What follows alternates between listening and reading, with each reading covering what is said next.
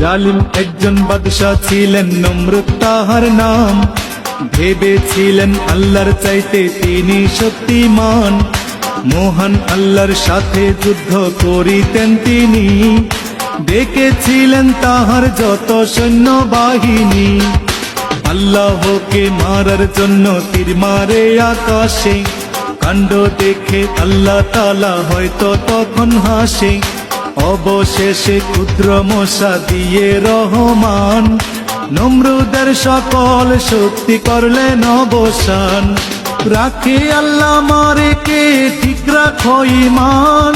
মাছের পেটে বাঁচিয়েছিলেন ইউনুস নবীর প্রাণ, সকল ফয়সালাকারী এক মহান আল্লাহ তাআলা।